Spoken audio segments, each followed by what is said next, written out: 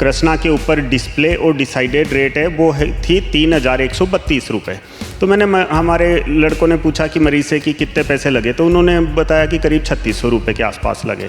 तो मैंने कहा कि ये 450 रुपये ज़्यादा क्यों है। 450 रुपये की स्लिप जनरेट करते हैं जो उस कंपनी की नहीं होकर दूसरी कंपनी की है, कि जिसमें लिखा हुआ है एक्स्ट्रा सीक्वेंसेज चार्जेज, जबकि सीटी स्कैन के अंदर एक्स्ट्रा सीक्वेंसेज कुछ होती नहीं है। एक गरीब आदमी होता है उसके लिए 450-500 रुपये भी बहुत बड़ी चीज़ होती है। तो ये जो एक्स्ट्रा जो ठगी है मान लीजिए या चीटिंग है, ये नहीं होनी चाहिए। यदि यही हाल सिटी स्कैन में है, यही हाल MRI में है और यही हाल लैब में है, तो आप मान के चलिए कि 1 महीने के अंदर 1 करोड़ से लेकर 2 करोड़ भी अमाउंट जा सकता है।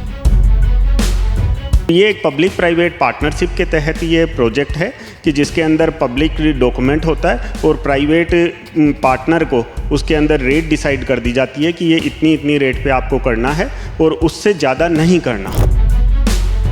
जैसे आपने बताया कि ऐसे ठगी चल रही है, सरकार को फिर इस बात का पता ही नहीं। ये ठगी का पैसा आधा बट रहा है, आधा चौथाई बट रहा है। तो यदि पैसा बांटा जा रहा है तो देखने के बाद में भी फिर क्या होगा, फिर वो आँख बंद कर लेंगे। यदि एक मरीज़ से एक सिटी स्कैन में 450 रुपये ज़्यादा ले रहे हैं, एक MRI में 300 रुपये ज़्यादा ले रहे हैं, तो जिसके खून मुंह लग जाता है वो ऐसा नहीं है कि जिसके खून मुंह लग जाता है वो एक को छोड़ देता है या दूसरे को नहीं काटता। जिसके खून मुंह लगता है वो सभी को काटता है। तो यदि वो सभी के अंदर यदि ऐसा चल रहा होगा तो ये जहाँ तक है पंजाब के लोगों के साथ में 1 से लेकर 2 करोड़ रुपये की महीने की ठगी सीधी हो सकती है। ਪੰਜਾਬ ਵਿੱਚ ਆਮ ਆਦਮੀ ਪਾਰਟੀ ਦੀ ਸਰਕਾਰ 2 ਮੁੱਦਿਆਂ ਤੇ ਆਈ ਸੀ, ਇੱਕ ਸਿਹਤ ਅਤੇ ਸਿੱਖਿਆ ਦਾ ਤਾਂ ਹਾਲ ਤੁਸੀਂ ਦੇਖ ਰਹੇ ਹੋ, ਪਰ ਸਿਹਤ ਕ੍ਰਾਂਤੀ ਤੇ ਜਾਂ ਸਿਹਤ ਜਿਹੜਾ ਵਿਭਾਗ ਸੀ ਉਹਦੇ ਤੇ ਵੀ ਸਵਾਲ ਉੱਠਣੇ ਸ਼ੁਰੂ ਹੋ ਗਏ ਨੇ। ਵੱਖ-ਵੱਖ ਸਵਾਲ ਤਾਂ ਉੱਠਦੇ ਹੀ ਹੈ, ਪਰ ਇੱਕ ਨਵਾਂ ਮੁੱਦਾ ਸਾਹਮਣੇ ਆਇਆ, ਇੱਕ ਨਵਾਂ ਘਪਲਾ ਸਾਹਮਣੇ ਆਇਆ ਜਿਹਨੂੰ ਉਠਾਇਆ ਬਠਿੰਡਾ ਦੀ ਇੱਕ ਡਾਕਟਰ ਗਜਿੰਦਰ ਸ਼ੇਖਾਵਤ ਨੇ। ਸਰਕਾਰੀ ਹਸਪਤਾਲਾਂ ਦੇ ਵਿੱਚ ਇੱਕ ਲੈਬ ਚੱਲਦੀਆਂ ਨੇ, ਵੱਡੇ ਹਸਪਤਾਲਾਂ ਦੇ ਵਿੱਚ ਉੱਥੇ MRI ਸਿਟੀ ਸਕੈਨ ਵੀ ਹੁੰਦਾ, ਪਰ ਛੋਟੇ ਹਸਪਤਾਲਾਂ ਦੇ ਵਿੱਚ ਸਿਰਫ ਬਲੱਡ ਦੇ ਸੈਂਪਲ ਲਏ ਜਾਂਦੇ ਨੇ। ਪਰ ਜਿੱਥੇ ਸਿਟੀ ਸਕੈਨ ਤੇ MRI ਹੁੰਦਾ ਜਿਹੜੇ ਵੱਡੇ ਸੈਂਟਰਾਂ ਦੇ ਵਿੱਚ, ਉੱਥੇ ਬੜੇ ਵੱਡੇ ਪੱਧਰ 'ਤੇ ਲੋਕਾਂ ਦੀ ਲੁੱਟ ਹੋ ਰਹੀ ਹੈ। ਤੇ ਉਹ ਲੁੱਟ ਦਾ ਖੁਲਾਸਾ ਕੀਤਾ ਡਾਕਟਰ ਗਜਿੰਦਰ ਸ਼ੇਖਾਵਤ ਨੇ। ਕਿਸ ਤਰੀਕੇ ਦੇ ਨਾਲ ਇਹ ਲੁੱਟ ਹੁੰਦੀ ਹੈ, ਇਹ ਕਰਸ਼ਨਾ ਲੈਬ ਜਿਹੜੀ ਸਰਕਾਰ ਦੇ ਨਾਲ ਇੱਕ ਸਮਝੌਤੇ ਤਹਿਤ ਹੈ, ਪਬਲਿਕ ਪ੍ਰਾਈਵੇਟ ਪਾਰਟਨਰਸ਼ਿਪ ਦੇ ਤਹਿਤ, ਉਹ ਕਿਸ ਤਰੀਕੇ ਨਾਲ ਸਰਕਾਰੀ ਹਸਪਤਾਲ ਦੀ ਜ਼ਮੀਨ ਵੀ ਵਰਤਦੀ ਹੈ, ਉੱਥੇ ਸਾਰਾ ਪ੍ਰਬੰਧ ਵੀ ਲੈਂਦੀ ਹੈ ਤੇ ਉਸ ਤੋਂ ਬਾਅਦ ਉਹ ਲੋਕਾਂ ਦੇ ਨਾਲ ਠੱਗੀ ਵੀ ਮਾਰ ਰਹੀ ਹੈ। ਸਾਰੇ ਘਪਲੇ 'ਤੇ ਗੱਲਬਾਤ ਕਰਾਂਗੇ। ਸਾਡੇ ਨਾਲ ਡਾਕਟਰ ਗਜਿੰਦਰ ਸ਼ੇਖਾਵਤ ਨੇ। ਡਾਕਟਰ ਸਾਹਿਬ ਸਤਿ ਸ੍ਰੀ ਅਕਾਲ ਜੀ। ਡਾਕਟਰ ਸਾਹਿਬ ਕੀ ਮਾमला है जी, किमें ਤੁਹਾਡੀ ਨਿਗਾਹ ਦੇ ਵਿੱਚ ਆਇਆ, किस तरीके ਨਾਲ ਲੋਕਾਂ ਦੀ लुट हो रही जी। बेसिकली क्या है कि मैं भी CT स्कैन और MRI का ही मेरा काम है और मैं MD रेडियोलॉजी हूँ और बठिंडा का पहला MRI भी हमने ही लगाया था। तो जो भी मरीज़ आते हैं तो मैं देखता रहता हूँ क्योंकि मैं खुद सेंटर के ऊपर मौजूद रहता हूँ। तो मेरे को एक दिन मैंने देखा कि CT एब्डोमेन की जो कृष्णा के ऊपर डिस्प्ले और डिसाइडेड रेट है वो थी 3,132 रुपये। तो मैंने हमारे लड़कों ने पूछा कि मरीज़ से कि कितने पैसे लगे, तो उन्होंने बताया कि करीब 3600 रुपये के आसपास लगे। तो मैंने कहा कि ये 450 रुपये ज़्यादा क्यों है। तब फिर मैंने एक बंदे को भेजा कि जाओ एक स्लिप बना के आओ सिटी एब्डोमेन की, तो देखते हैं कि ये ज़्यादा पैसे क्यों ले रहे हैं। तो उन्होंने क्या किया कि जिस कंपनी के नाम पे एग्रीमेंट है या जो मेन जांच कर रही है KDPL डायग्नोस्टिक बठिंडा, उसकी तो स्लिप बना दी 3,132 रुपये की। एक एक्स्ट्रा 450 रुपये की स्लिप जनरेट करते हैं जो उस कंपनी की नहीं होकर दूसरी कंपनी की है, कि जिसमें लिखा हुआ है एक्स्ट्रा सीक्वेंसेज चार्जेज, जबकि सीटी स्कैन के अंदर एक्स्ट्रा सीक्वेंसेज कुछ होती नहीं है। और एक और हैरानी की बात है, जिस चीज़ के अंदर ये एक्स्ट्रा पैसे मारे जा रहे हैं कंपनी से, उसके अंदर सब्जेक्ट टू पुणे जुरिडिक्शन और लिखा है चला के। तो ऐसा नहीं करना चाहिए क्योंकि पंजाब के लोग हैं और अभी चारों तरफ से परेशान हैं। तो जो भी एक वहाँ पे सरकारी हॉस्पिटल में जाता है तो वो या तो गरीब तबका जाता है या मीडियम क्लास जाता है। जो एफ्लुएंट फैमिलीज है, जो पैसे वाले लोग हैं, वो सरकारियों में नहीं जाते। जनरली 90% लोग नहीं जाते।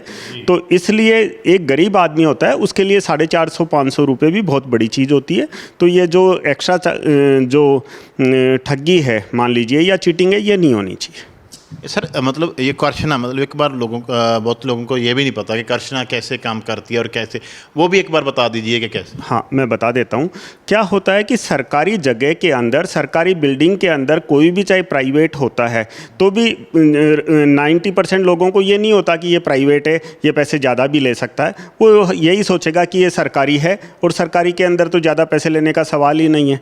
तो इसलिए कोई भी यदि एक्स्ट्रा पैसे लेते हैं, चाहे वहाँ पे लिखे हुए से ज़्यादा भी ले रहा है, तो भी वो उसमें आर्ग्यू ज़्यादा नहीं करता। और ये एक पब्लिक प्राइवेट पार्टनरशिप के तहत ये प्रोजेक्ट है कि जिसके अंदर पब्लिक डॉक्यूमेंट होता है और प्राइवेट पार्टनर को उसके अंदर रेट डिसाइड कर दी जाती है कि ये इतनी इतनी रेट पे आपको करना है और उससे ज़्यादा नहीं करना। और एक जहाँ तक मैं भी पब्लिक प्राइवेट पार्टनरशिप के अंदर फरीदकोट और अमृतसर मेडिकल कॉलेज में करीब 8-9 साल चलाया था, उसके अंदर 10% फ्री पुअर का भी क्लाज होता है कि कोई रोड के ऊपर जा रहा है, उसका एक्सीडेंट हो गया, उसको कोई संस्था वाला उठा के ले गया, या कोई साइकिल वाला जा रहा है, उसके पास में पैसे भी नहीं है, उसको भी किसी ने जाके एडमिट करा दिया, तो अननोन, अनअटेंडेंट, विडो और पुअर, उनके अंदर ये होता था कि 10% मैंने खुद ने फरीदकोट में और अमृतसर में 9 साल तक मैंने खुद ने किए हैं। लेकिन मेरी नज़र में यहाँ पे भी 10% ना तो फ्री होते हुए मैंने देखे, ना किसी पुअर का देखा है, ना 10% का मैंने देखा है। यहाँ और एग्रीमेंट के अंदर उसमें ये भी कंडीशन थी कि एग्रीमेंट की एक कॉपी रिसेप्शन पे होनी चाहिए, कोई भी मांगता है या कोई भी देखना चाहता है तो उसको वो दिखाई जाती है। लेकिन कृष्णा के मसले में तो अजीब ही चीज़ है। उनको पूछो कि एग्रीमेंट में क्या है तो उनकी तो बात ही छोड़ दो, आरटीआई में भी नहीं देते, अपील में भी नहीं देते, सेकंड अपील में भी नहीं देते। सेकंड अपील में भी ये जवाब आता है कि ये तीसरे धीर का है, इसलिए उनका बिजनेस अफेक्ट हो सकता है। बिजनेस क्या अफेक्ट हो सकता है? सीधा सीधा ही बोल दीजिए कि उनकी ठगी अफेक्ट हो सकती है। सर एक बात और है, मतलब जैसे आपने बताया कि ऐसे ऐसे ऐसे ठगी चल रही है, सरकार को फिर इस बात का पता ही नहीं है। देखिए, एसएमओ का दफ्तर है वो भी वहीं पे है, सिविल सर्जन का दफ्तर वो भी है। अब 2 कारण हैं, या तो जो हेल्थ अथॉरिटीज़ हैं, या तो वो उनको पता नहीं है, यदि पता नहीं वो कर रहे तो वो इनकम्पिटेंट है, मतलब दे आर नॉट कम्पिटेंट। और सेकंड चीज़ है कि यदि ये ठगी का पैसा आधा आधा बट रहा है, आधा चौथाई बट रहा है, तो यदि पैसा बांटा जा रहा है तो देखने के बाद में भी फिर क्या होगा, फिर वो आँख बंद कर लेंगे। गलत चीज़ हो रही है तो उस तरफ वो आंख बंद कर लेंगे कि हो रही है, मुझे पता है कि मेरा हिस्सा आ रहा है, जाने दो। तो कितने सेंटर हैं सर पूरे पंजाब में? जहाँ तक लगभग, एग्जैक्ट तो मुझे नहीं पता, लेकिन लगभग बताते हैं कि 30-32 है। सिटी और एमआरआई? सिटी स्कैन हर डिस्ट्रिक्ट में है और एमआरआई हैं वो रीजन में है, जैसे बठिंडा में है, लुधियाना में है, जलंधर में है, पटियाला में है, मोहाली में है, ऐसा। एक पेशेंट से लगभग 300-400 रुपये का एक्स्ट्रा चार्ज है, तो मतलब कितने पंजाब एक महीने में पंजाब में कितने हो जाते होंगे? देखो, यदि यही हाल सिटी स्कैन में है, यही हाल एमआरआई में है और यही हाल लैब में है, तो आप मान के चलिए कि एक महीने के अंदर 1 करोड़ से लेके 2 करोड़ भी अमाउंट जा सकता है। मतलब पंजाब के लोगों के साथ एक महीने में 1 से 2 करोड़ की ठगी लग रही है। हो सकता है, ये जांच का विषय है, होना चाहिए। यदि एक मरीज़ से एक सिटी स्कैन में 450 रुपये ज़्यादा ले रहे हैं, एक एमआरआई में 300 रुपये ज़्यादा ले रहे हैं, तो जिसके खून मुंह लग जाता है, वो ऐसा नहीं है कि जिसके खून मुंह लग जाता है वो एक को छोड़ देता है या दूसरे को नहीं काटता। जिसके खून मुंह लगता है वो सभी को काटता है। तो यदि वो सभी के अंदर यदि ऐसा चल रहा होगा तो ये जहाँ तक है पंजाब के लोगों के साथ में 1 से लेके 2 करोड़ रुपए की महीने की ठगी सीधी सीधी हो सकती है। इसीलिए इसकी अच्छे से विजिलेंस जांच होनी चाहिए, तभी ये सामने आ पाएगा। आपने कोई कंप्लेंट की है इसके बाद?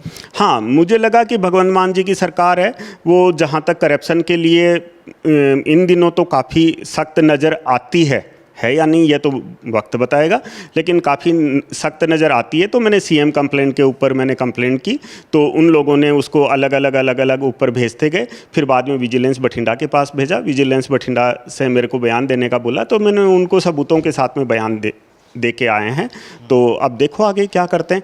और जो डिप्टी कमिश्नर बठिंडा है वो भी उनको भी मैंने भेजा था, तो उन्होंने एडीसी को जांच के लिए दिया है। तो देखते हैं दोनों ही जांचों में क्या निकल के आता है, ये तो जांच ही बता पाएगी। आपको ये नहीं लगा कि आप भी यही काम करते हो, आप सरकार से और इनसे पंगा ले रहे हो, कल को आपके ऊपर भी इफेक्ट पड़ सकता है? देखिए, इस समाज के अंदर यदि थोड़ा बहुत भी बदलाव ला सकता है या लाया जा सकता है तो वो कौन ला सकता है? इस दुनिया में वो वही ला सकता है जिसको परमात्मा ये आदेश देता है कि बच्चे तेरे को ये काम करना है। तो मुझे ये लगा कि मेरी क्या औकात है कि मैं किसी के ऊपर अंगुली उठा दूं या मैं अपने पास से 10,000 रुपये भेज के और जमा करा दूं। ये सब कुछ परमात्मा करवाता है। तो शायद परमात्मा ने मुझे ये कहा कि तू ये कर, और मुझे इस चीज़ की खुशी है कि जिस दिन से मैंने ये उठाया उसके बाद से हर मरीज की 300 से 500 रुपये की ठगी तो बच गई। तो ये मेरा कुछ नहीं है, ये सब कुछ परमात्मा करवाता है। परमात्मा हर जब भी कोई गलत काम होता है तो परमात्मा की नज़र में आ जाता है कि ये गलत है, मुझे रोकना है। तो उसके लिए वो किसी न किसी आदमी की सोच के अंदर ये चीज़ छोड़ देता है कि बच्चे तू ये कर। तो ये शायद मुझे लगता है कि परमात्मा ने मुझे ये कहा कि बच्चे ये तू काम कर। तो एक बार तो ये ठगी रुकी है, लेकिन यदि सरकार है और विजिलेंस है और डिस्ट्रिक्ट एडमिनिस्ट्रेशन है अच्छे से जांच करेगा तो शायद मुझे लगता है कि आने वाले अभी 3 साल है, अभी 5 साल का और इनका है, तो 5 साल तक ये ठगी इनकी रुक सकती है। आपके ऊपर ये भी सवाल उठा सकते हैं ये कि इनका सेंटर है, इनके सेंटर पे इफेक्ट पड़ता है, तो ये हमारे ऊपर सवाल उठा रहे हैं कि इनके लोग कम आते हैं, पेशेंट कम आते हैं। हाँ देखो, अब मैं बता देता हूँ कि पिछले 3 महीने में वहाँ के सीटी स्कैन की काउंटिंग कर लो, मेरे की कर लो, उनकी एमआरआई की काउंटिंग कर लो, मेरी कर लो। वो तो सरकारी जगह में बैठे हैं, उनके पास में तो 50% सरकार के मरीज हैं। उसके बावजूद मुझे नहीं लगता कि उनसे मेरा 3 महीने का आप ले लीजिए काम मेरे पास में कम हो। उनकी रेटें ठगी मार के 1950 है सरकारी सब कुछ अदारे के अंदर, मैं 2000 में धड़ल्ले ऐसे कर रहा हूँ। वो 3600 रुपये जमा करके सीटी एब्डोमेन कर रहे हैं, मैं 3500 में कर रहा हूँ। मुझे कोई आपत्ति नहीं है, जो चार्जेज उनके हैं उनके आसपास ही मैं कर रहा हूँ और मुझे करके देने में खुशी है, कोई मुझे दुख नहीं है। एक बात और है, मतलब सर जब कृष्णा आई तो लोगों को वैसे ना दिमाग में था, आप वैसे ऑफ द रिकॉर्ड कुछ बातें हुई हैं, मतलब वैसे हमारे भी दिमाग, मैंने खुद करवाई हैं 4-5 मेरी एमआरआई हुई हैं। ऐसा होता था कि 5000 फिक्स है एमआरआई का, कोई सिफारिश मिल जाए, कोई दोस्त मिल जाए, कोई ऐसा मिल जाए तो 3500-4000 में हो जाती थी। मतलब 5000 एक फिक्स था। जब कृष्णा आई लोगों ने देखा कि 1600, 1700, 2000 में भी एमआरआई हो जाती है। इस चीज़ का भी फ़र्क पड़ा। देखो मैं 2 चीज़ बताऊं, मैं 2003 की आप बता देता हूं, जब सबसे पहले हमने एमआरआई बठिंडा में, नॉट ओनली बठिंडा, इस रीजन के अंदर, उस ज़माने में जब एमआरआई लगाई थी तो एमआरआई एक अनकॉमन चीज़ थी। कभी कभी तो 2003 में ऐसा होता था कि 3 दिनों में एक एमआरआई होती थी। ठीक है, आज एमआरआई है, इतने 10-15 सेंटर हैं, लेकिन जहाँ तक मुझे लग रहा है कि एवरेज हमारे 30 से ऊपर ही होती है। तो ये वक्त के साथ में लोगों की अवेयरनेस ज़्यादा होती है। उस समय तक साधन भी नहीं थे और उस समय जो मरीज आते थे उस समय तो लोगों के पास गाड़ियाँ भी नहीं होती थी, जो भी मरीज आता था बेचारा एम्बुलेंस में आता था। ठीक है, तो अब साधन हो गए और जब से सोशल मीडिया आई है तब तक लोग एमआरआई और सीटी स्कैन भी कॉमन हो गए और लोगों को पता है कि हेडेक है तो करवा लो, पेट में कुछ लग रहा है तो करवा लो। तो आजकल मेरे पास में भी आप देखोगे तो 50% पेशेंट सेल्फ आते हैं, जो अपने आप मरीज आ जाता है, किसी को दिखाए बगैर भी आ जाते हैं वो। तो ये एक लोगों की अवेयरनेस का भी इफेक्ट है। तो और मतलब ये तो हो गया इनका रेट का, डायग्नोज में भी है कोई? हाँ, डायग्नोसिस में भी मैं बता देता हूँ आपको। मैं अभी आपके पास बैठा हूँ, मेरे पास में कोई ऑनलाइन मेरे सेंटर से सीटी स्कैन एमआरआई आ गया, मैंने अभी इधर देखा और कर दिया। ना तो मैंने उस मरीज़ की कंडीशन देखी कि मरीज़ क्या है, ठीक है, मेरे सामने ना मशीन में जा रहा, ना उसकी जो हिस्ट्री है, रिकॉर्ड है, वो मैंने देखा, और ना ही मेरे पास में सिस्टम है कि मैं उसकी इमेजेस जूम करूं या उसका कंट्रास्ट वगैरह सेट करूं। तो जो आदमी वहां पे बैठ के देख रहा है, पेशेंट की हिस्ट्री देख रहा है, पेशेंट की क्लिनिकल कंडीशन उसकी आंखों के सामने है, पेशेंट उसके पास में सिस्टम है कि मुझे ये सीक्वेंसेज लेनी है या ये सेक्शंस दोबारा करने हैं, तो उनमें और एक दूर बैठ के, जो सेंटर से बाहर दूर बैठ के, मतलब हो सकता है कि स्टेट से भी बाहर बैठ के जो कर रहा है, उन दोनों के अंदर यदि मैं कहूँ कि डायग्नोस्टिक कैपेबिलिटी मानोगे तो जो सेंटर के अंदर सामने बैठ के कर रहा है, यदि उसकी मैं 90% कहूँगा तो जो दूर बैठ के कर रहा है उसकी 60% से ज़्यादा नहीं हो सकती। तो 30% ये डायग्नोस्टिक डिफरेंस रहेगा ही रहेगा। मतलब आप सामने मरीज पेशेंट को देखते हो, आपको आधा तो वैसे ही जज हो जाता है कि इसके मतलब ये ऐसे चल रहा है, इसका मतलब इसके वहाँ मतलब कोई हो सकता है। तो जब कोई देख ही नहीं रहा मतलब ऑनलाइन है, तो उसको तो वैसे ही कोई फीलिंग नहीं, कोई पता नहीं कि क्या हो रहा है क्या नहीं है, वो वीडियो देखी जैसे आप बता रहे हो ऐसे हो जाए। देखिए, मैं मेरी बता सकता हूँ कि मेरे पास में जो भी स्लिप आ रही है उसके ऊपर पेशेंट स्ट्रेचर पे है, अनकॉन्शियस है, सेमी कॉन्शियस है, तो मैं ये सोचता हूँ कि इसके ब्रेन के अंदर ये बेहोश क्यों है, ये सेमी कॉन्शियस क्यों है, तो उसके अंदर कुछ न कुछ तो होगा। फिर मैं दोबारा देखता हूँ, हिस्ट्री लेते हैं। जब मेरे को पता है कि पेशेंट का राइट साइड का हाथ और पाँव नहीं चल रहा, लेकिन तो फिर मैं देखूंगा कि उसके ब्रेन के अंदर लेफ्ट साइड में कुछ न कुछ तो है। यदि मेरे को नहीं दिख रहा तो भी मैं उसको 3 बार देख के निकालने की कोशिश करूंगा। यदि मैंने मरीज़ की कंडीशन नहीं देखी, यदि मैंने मरीज़ की हिस्ट्री नहीं देखी, यदि मैंने मरीज़ की डिटेल नहीं देखी, तो हो सकता है कि मैं भी गलती करूँगा। ये आपको लगता है कि एसएमओ या सिविल सर्जन के लेवल का मामला, जितनी बड़े ये पैसों का मामला है, इतनी बड़ी लूट है, ये सिर्फ इन दोनों के लेवल का मामला या ऊपर तक भी कुछ है? इनके दोनों के लेवल का कोई मुझे नहीं लगता कि इनके बस की है। जब पूरे पंजाब लेवल का मसला है तो हो सकता है कि बड़े अधिकारियों का हाथ हो, बड़े नेताओं का हाथ हो, क्योंकि अभी जब डीसी ऑफिस में उन लोगों को कृष्णा के जो भी चंडीगढ़ वाले हैं उनको बुलाया था, तो पहले तो वो एडीसी को बोलते हैं कि आप हमारी जांच है ना, आप कर ही नहीं सकते, आप सिविल सर्जन ऑफिस में भेज दो। तो उन्होंने कहा लिख के दो, लिख के नहीं दिया। फिर वो बड़े बड़े अधिकारियों और नेताओं के नाम गिनाने लग गए। फिर वो बोला कि इससे भी हमें कोई मतलब नहीं है, आप तो जो जांच है वो बताइए। फिर कहते हैं कि आपका जुरिडिक्शन ही नहीं है, ये देखो स्लिप के ऊपर पुणे का जुरिडिक्शन लिखा हुआ है, तो पुणे जाके कोई केस करे। अरे भाई, मरीज से ठगी यहाँ बज रही है, रसीद यहाँ बन रही है, और इसके अंदर यदि पुणे का जुरिडिक्शन लिख दिया तो क्या कोई पुणे जाएगा बंदा वो करने? तो ये लोकल लेवल का मसला नहीं है, ये जहाँ तक है ऊपर का मसला ही है। थैंक यू डॉक्टर साहब। Thank you. ਤਾਂ ਗੱਲ ਕੀਤੀ ਡਾਕਟਰ ਗਜਿੰਦਰ ਸ਼ੇਖਾਵਤ ਦੇ ਨਾਲ। ਕਾਫੀ ਗੰਭੀਰ ਮਸਲੇ ਦੇ ਉੱਤੇ ਉਹਨਾਂ ਨੇ ਇਹ ਗੱਲਬਾਤ ਕੀਤੀ ਹੈ, ਬੜਾ ਵੱਡਾ ਉਹ ਘਪਲਾ ਕੱਢ ਕੇ ਲੈ ਕੇ ਆਏ ਹੈ। ਅਸੀਂ ਪੱਖ ਲਵਾਂਗੇ ਕਰਸ਼ਨਾ ਲੈਬ ਦੇ ਵੀ ਅਧਿਕਾਰੀਆਂ ਦਾ, ਉਹਨਾਂ ਦਾ ਇਸ ਮਸਲੇ 'ਤੇ ਕੀ ਕਹਿਣਾ, ਨਾਲ ਪੱਖ ਲਵਾਂਗੇ ਸਰਕਾਰ ਦਾ ਵੀ ਕਿ ਜੇ ਐਡੀ ਵੱਡੀ ਲੁੱਟ ਗਰੀਬਾਂ ਨਾਲ, ਮਰੀਜ਼ਾਂ ਨਾਲ, ਆਮ ਲੋਕਾਂ ਨਾਲ ਵੱਜ ਰਹੀ ਹੈ, ਫਿਰ ਸਰਕਾਰ ਕਿੱਥੇ ਸੁੱਤੀ ਹੈ। ਤਾਂ ਜਿਸ ਤਰੀਕੇ ਨਾਲ ਇਹਨਾਂ ਨੇ ਖੋਜ ਕੀਤੀ, ਜਿਸ ਤਰੀਕੇ ਦੇ ਨਾਲ ਇਹਨਾਂ ਨੇ ਇਸ ਚੀਜ਼ ਦੇ ਵਿਸ਼ੇ 'ਤੇ ਗੱਲਬਾਤ ਕੀਤੀ, ਇਹ ਵੀ ਇੱਕ ਵੱਡੀ ਗੱਲ ਹੈ ਕਿ ਇੱਕ खुद लैब चला रहा बंदा ਜਿਹੜਾ एक खुद सेहत विभाग के अंडर होवे, वो फिर भी ये गल करे, ये बड़ा मामला है। ਇਹਦੇ ਤੇ पूरी गल कढ़ के लैके आउण दी कोशिश करांगे ते पक्ष लवांगे दोनों तरह का। डॉक्टर साहब का पक्ष तुहाडे सामने है।